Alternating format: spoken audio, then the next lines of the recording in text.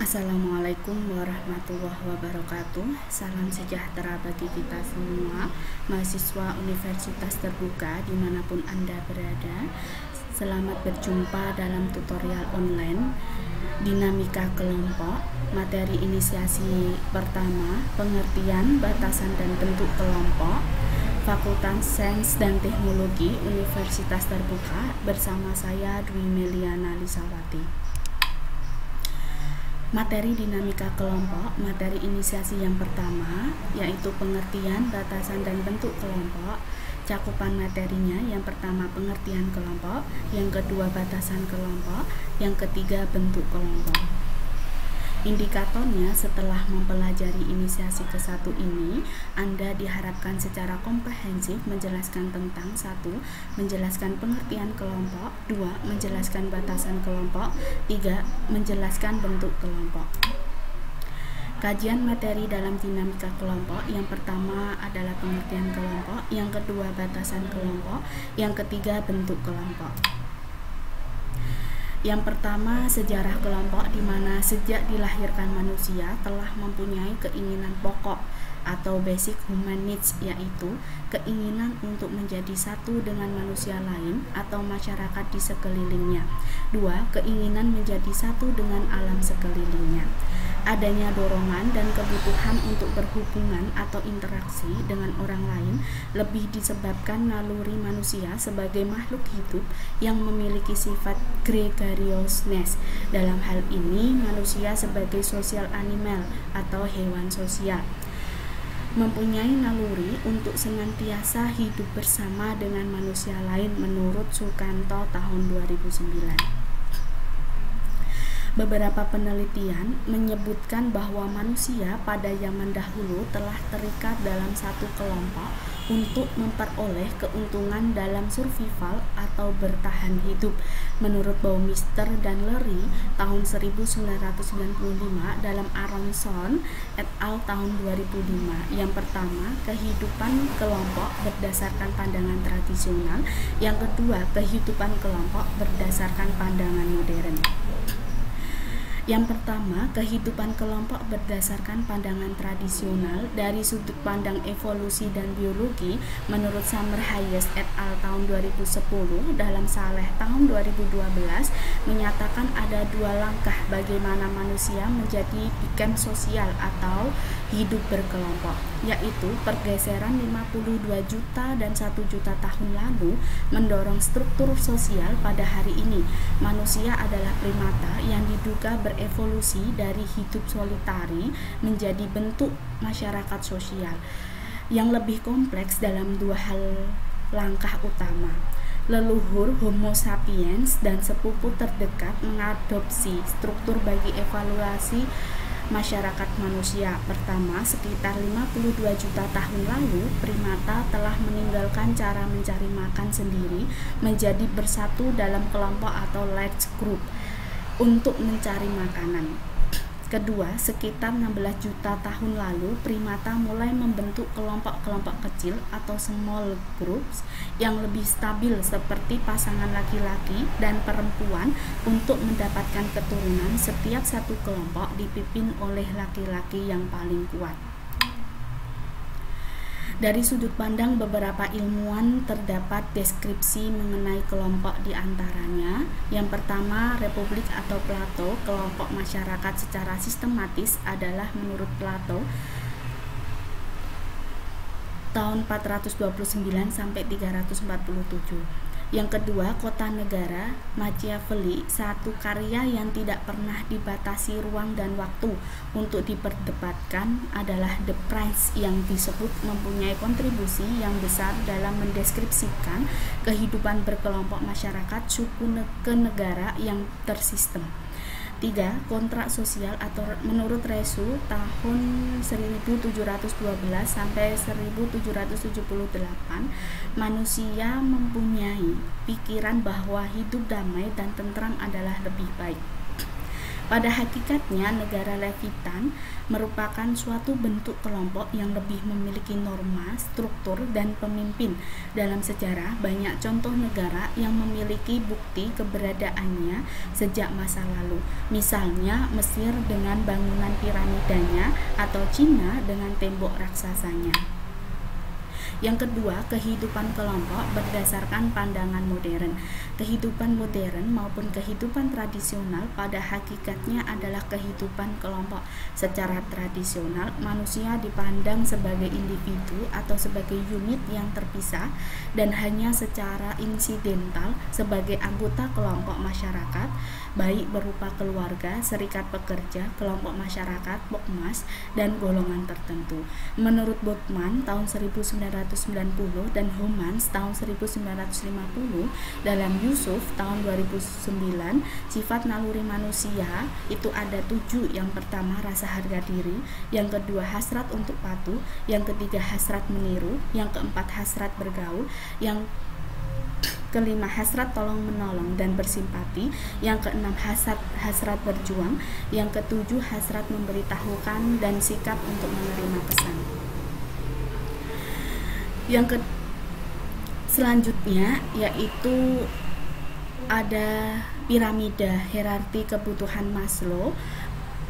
Untuk tingkatan yang pertama itu adalah kebutuhan fisiologis, tingkatan yang kedua kebutuhan akan keamanan, tingkatan yang ketiga kebutuhan akan cinta, tingkatan yang keempat kebutuhan akan penghargaan, dan tingkatan yang kelima kebutuhan aktualisasi diri.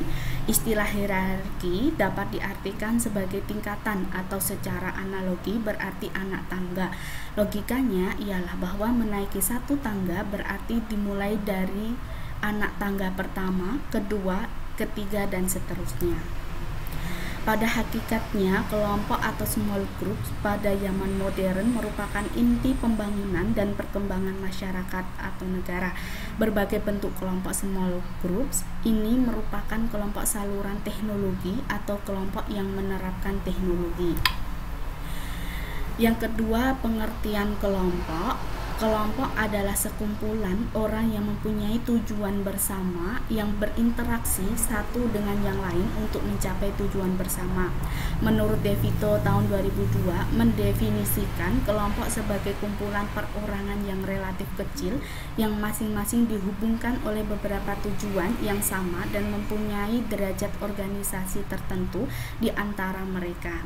Menurut Slamet tahun 2003 mendefinisikan 2 atau lebih orang yang berhimpun atas dasar adanya kesamaan berinteraksi melalui pola atau struktur tertentu guna mencapai tujuan bersama dalam kurun waktu yang relatif panjang. Menurut Robert F. Bales mendefinisikan kelompok kecil yang dikutuk oleh Saleh tahun 2010 adalah sebagai jumlah orang yang terlibat dalam interaksi satu dengan yang lain dalam satu pertemuan yang bersifat tatap muka. Menurut BB dan Masterson tahun 2003 mendefinisikan kelompok kecil sebagai satu kelompok yang memungkinkan berlangsungnya proses komunikasi tatap muka di antara orang-orang yang memiliki tujuan bersama. Berdasarkan pengertian yang telah ada, maka kelompok dapat dikatakan sebagai suatu unit sosial yang terdiri dari himpunan individu yang memiliki kesamaan kebutuhan, minat, aspirasi, dan memiliki hubungan interaksi secara ketergantungan antara satu dengan yang lainnya yang diatur oleh norma-norma tertentu. Yang ketiga, membahas tentang batasan kelompok, di mana batasan kelompok terdiri dari 2 di antaranya. Yang pertama adalah kelompok formal, adalah kelompok yang terbentuk dan berlangsung berdasarkan ketentuan formal atau resmi, seperti struktur organisasi dan penugasan organisasi. Kelompok formal dibagi menjadi 2 bagian. Yang pertama yaitu kelompok komando, di mana kelompok yang terdiri dari atasan dan bawahan yang tergambar dalam bagan organisasi tersusun atas manajer dan bawahan langsung. Yang kedua, kelompok tugas adalah mereka yang bekerja bersama-sama untuk menyelesaikan tugas pekerjaan. Yang kedua, kelompok informal adalah suatu kelompok yang tidak terstruktur secara formal dan tidak ditentukan oleh organisasi, muncul sebagai tanggapan terhadap kebutuhan akan kontak sosial. Kelompok informal juga dibagi menjadi dua bagian, yaitu yang pertama kelompok kepentingan atau minat adalah mereka yang bekerja bersama-sama untuk mencari suatu sasaran khusus yang menjadi kepedulian dari tiap orang ini atau terbentuk karena adanya minat. Yang kedua, kelompok persahabatan, di mana mereka yang digabungkan bersama karena berbagi satu karakteristik atau lebih, dalam arti kelompok yang terbentuk karena adanya kesamaan dalam beberapa ciri seperti umur, hobi, sekolah, dan sebagainya. Yang keempat, membahas tentang bentuk kelompok, di mana pembentukan kelompok terdiri dari yang pertama pembentukan rasa kekelompokan atau forming, di mana tahap ini adalah tahap penjajakan terhadap anggota kelompok. Yang kedua, pembentukan pancaroba atau peralihan atau storming, di mana tahap ini merupakan tahap partisipasi kelompok. Yang ketiga, pembentukan norma atau norming, di mana tahap ini merupakan tahap mengetahui karakter setiap anggota kelompok.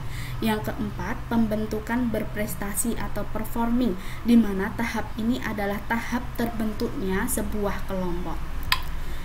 Selanjutnya, alasan mengapa perlunya kelompok, diantaranya yang pertama adalah adanya rasa aman, yang kedua status dan harga diri, yang ketiga interaksi dan afilisasi, yang keempat kekuatan, yang kelima pencapaian tujuan, yang keenam keuntungan bersama, dan yang ketujuh kedekatan fisik.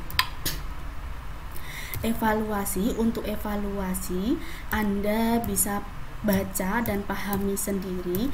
Untuk jawaban sudah saya kasih kunci jawabannya. Untuk evaluasi ada 4 contoh, silahkan Anda pahami dan baca sendiri. Untuk daftar pustaka, referensi utamanya dari Amaruddin Saleh tahun 2016 dalam buku BMP Dinamika Kelompok Tangerang Selatan Universitas Terbuka. Untuk referensi tambahannya dari Kementerian Pertahanan tahun 2020, Badan Pendidikan dan Pelatihan Kementerian Pertahanan Nomen Kep /725/8/2020 tanggal 31 Agustus tahun 2020 tentang bahan pembelajaran dinamika kelompok, Jakarta, Kemhan RI. Untuk profil saya, untuk media pembelajaran ini saya buat sendiri, yaitu Dwi Meliana Lisawati, lahir di Kudus tanggal 18 Mei 1992. Sekarang saya bekerja sebagai pengajar di SMPN 1 Mbae, Kabupaten Kudus. Terima kasih, sekian dari saya. Semoga ilmunya bermanfaat bagi Anda semua. Wassalamualaikum warahmatullahi wabarakatuh.